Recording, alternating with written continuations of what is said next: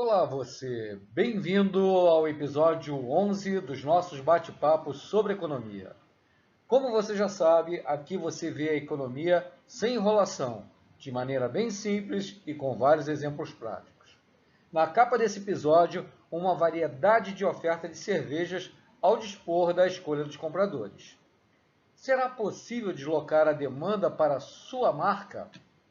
Se você está gostando de acompanhar nossas conversas, deixe aqui embaixo o seu like, compartilhe o vídeo e clique no sininho para receber o aviso dos próximos episódios. Meu nome é Luiz Azevedo e espero que você goste bastante desse episódio. No episódio anterior, conversamos sobre os dois primeiros itens. Nesse vídeo, vamos ver os três últimos: mudanças na curva de demanda, o caso da PEC das domésticas e vamos falar mais um pouco sobre tecnologia e comércio. Você lembra do episódio 7 sobre fatores que influenciam a demanda? Lá falamos das preferências e do porquê as empresas ou associações de produtores investem milhões em marketing e propaganda por ano para capturar a preferência dos consumidores. Lembram do caso da Starbucks, que comentamos no episódio 4, que criou demanda para o hábito de tomar café de boa qualidade no consumidor americano? Então, vamos continuar essa conversa. Um exemplo antológico da força de campanha de propaganda e marketing é essa campanha publicitária de lançamento da Nova Skin, utilizando o Zeca Pagodinho, garoto propaganda da cerveja rival Brahma. A campanha foi criada pela agência Fischer em 2003 para reposicionar a cerveja fabricada pela empresa Skin Cariol de Itu. Foi tão grande sucesso que a campanha atingiu a meta projetada para 2 anos em apenas 3 meses, fazendo com que a empresa pulasse de 9,8% de participação no mercado para 15,2% de participação no mercado, o mercado de cerveja, onde cada ponto percentual equivale a 200 milhões de reais em faturamento. Vamos ver o vídeo.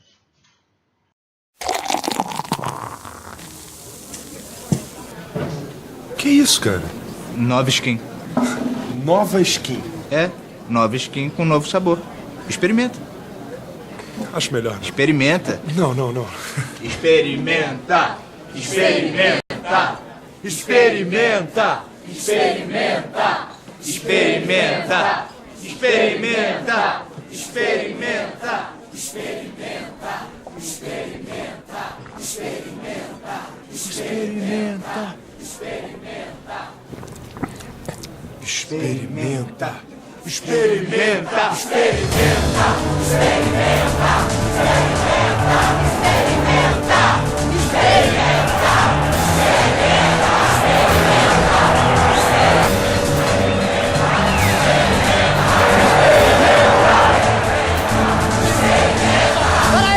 Peraí, só comigo.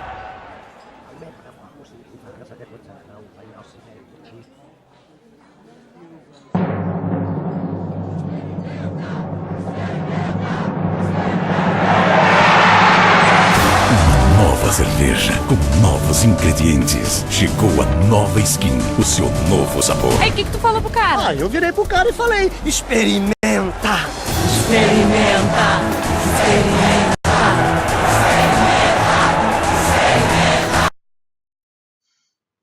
Vamos desenhar no gráfico preço versus quantidade, de modo simples, o caso da Skin Cariol.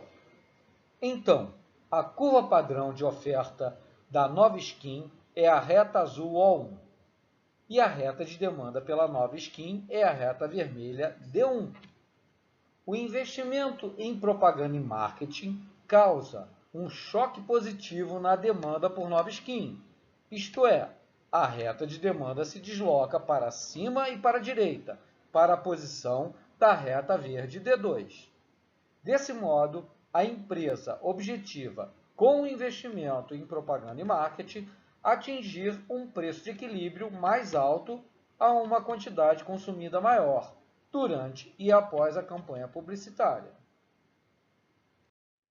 Mas a propaganda e o marketing também pode ser usado com o objetivo de gerar um impacto negativo na demanda, isto é, provocar uma redução da quantidade demandada. Um exemplo clássico foi a campanha, durante a década de 80, contra o uso de adoçantes artificiais, largamente usados à época, como o ciclamato e a sacarina. As campanhas na mídia afirmavam que o uso desses adoçantes provocavam câncer e eram baseadas em pesquisas científicas que depois se verificou eram financiadas por nada mais, nada menos que os grandes grupos produtores de açúcar. Mesmo assim, o ciclamato foi banido nos Estados Unidos. Outro caso também muito famoso é do CFC, que é um gás fluorocarbono que era utilizado em todos os equipamentos refrigerantes, tipo geladeiras, ar-condicionados, equipamentos industriais, né? Ele foi acusado de, através de campanhas publicitárias, de agredir a camada de ozônio. E ele acabou sendo substituído por outro gás, o HFC, né? Que agora, depois de vários anos em uso, está também sendo demonizado para ser trocado por um outro tipo de gás. Essas campanhas e pesquisas foram patrocinadas pelos próprios fabricantes dos gases. E isso era feito porque a patente desses gases estava para vencer. Então, eles resolviam trocar por outro tipo de produto com um preço muito mais alto. A gente tem que sempre ficar atento a essas manobras, né? Vamos ver agora a mudança do ponto de equilíbrio entre oferta e demanda através da análise do caso da Lei das Domésticas de 2015. Não vou entrar na questão pela vertente moral ou social do caso. Vamos analisar o assunto somente pelo ponto de vista da teoria econômica. Basicamente, através de lei imposta pelo Estado, foram drasticamente aumentados os custos de contratação dos serviços domésticos, através de exigências de fundo de garantia, INSS, 13º salário, férias, riscos trabalhistas, burocracia estatal, cadastros, tudo isso. Comentário muito interessante de um empresário à época, né? Vou falar o que ele colocou. Essa lei é excelente. Agora o brasileiro comum vai ver e sentir na prática como é difícil ser empresário no Brasil. Vamos ver a análise. Vamos colocar essa situação da PEC das domésticas no gráfico preço versus quantidade para representar uma mudança no ponto de equilíbrio no mercado de trabalho. A oferta de serviços de domésticas é representada pela reta azul O1 e a demanda das famílias pela reta vermelha D1. O encontro das duas retas define o ponto de equilíbrio E1. Quando a nova lei é aprovada, ela causa um choque negativo na oferta, pelo aumento do custo de contratação. Então, a curva de oferta é deslocada para a esquerda e para cima para a posição da reta roxa O2, determinando um novo ponto de equilíbrio, o ponto E2. Fica bem visível que esse choque negativo causa um aumento do custo de contratação, pois P2, o preço P2 é maior que o preço P1, e também que diminui a demanda pelo serviço de doméstica, já que a quantidade Q2 é menor do que a quantidade Q1. Isso significa que muitas famílias iriam dispensar seus empregados, por não terem mais condições de arcar com os custos. Significava que, no primeiro momento, isso ia gerar desemprego e não aumento de proteção ao trabalhador, como alegado pelos defensores da regulação. Agora vamos fazer a análise do efeito da PEC das domésticas utilizando o conceito que aprendemos de bem substituto no episódio número 6, sobre demanda. Podemos dizer que o bem substituto para o serviço de doméstica é o serviço de diarista. Como será que fica então o nosso gráfico? Vamos dar uma olhada. Representando o mercado de trabalho no gráfico preço versus quantidade, do mesmo modo que o anterior, a situação inicial é idêntica. A curva de oferta de serviços de domésticas, representada pela reta azul O1, e a curva de demanda das famílias, representada pela reta vermelha D1, que define um ponto de equilíbrio de mercado em E1. Agora, a análise irá diferir da anterior, que deslocou a oferta. O que ocorre no mercado de trabalho é que o custo de contratação do serviço de diaristas para as famílias fica menor comparativamente ao novo custo do empregado doméstico, depois que foi estabelecido a nova lei. Lembrou do conceito de produto substituto? Banana e maçã para fazer vitamina? Se o preço do bem substituto diminui, aqui no caso a diarista, então a quantidade do bem analisado, aqui o empregado doméstico, irá diminuir. Então, com a redução do custo relativo de contratar uma diarista, a demanda por empregado doméstico sofre um choque negativo, deslocando a curva de demanda de doméstica para baixo e para a esquerda, para a posição da reta roxa D2, definindo um novo ponto de equilíbrio E2. Como podemos observar, no novo ponto de equilíbrio, o preço P2 é menor do que o preço P1, isto é, nas novas contratações vai oferecer um salário mais baixo, porque vai ter que adicionar os custos trabalhistas. E também a quantidade demandada, Q2, é menor do que a quantidade original, Q1. Portanto, avaliando por duas perspectivas diferentes, elas confirmaram o mesmo resultado. Se a intenção era proteger o trabalhador e garantir os direitos, isso no curto prazo gerou desemprego para a categoria. Novamente, lembrar que não estamos discutindo o aspecto moral ou social, apenas o resultado econômico. A economia é formada por sistemas interconectados e complexos. Vocês se lembram do vídeo do episódio número 1 sobre o lápis de escrever? Então, atenção no cartoon do slide. O inferno está lotado de boas intenções. Atitudes que têm como objetivo ajudar, na maioria das vezes, geram mais problemas. Que é um exemplo bem simples. Você vê um mendigo na rua, aí você vai lá, eu vou dar uma esmola de R$200 a esse mendigo, porque eu tenho um objetivo que ele vai para casa, vai tomar um banho, vai fazer a barba, vai comprar uma roupa e vai conseguir um novo emprego. Só que existe a possibilidade 2. Ele vai pegar os R$200, vai para o bar, fica bêbado, volta para casa e espanca a família. Resultado completamente diferente daquele que você objetivou ao dar uma ajuda para a pessoa. Então, quando se estuda economia, não se está olhando caso a caso, mas um comportamento agregado. Por isso, o mainstream dos economistas defende a mínima interferência na economia.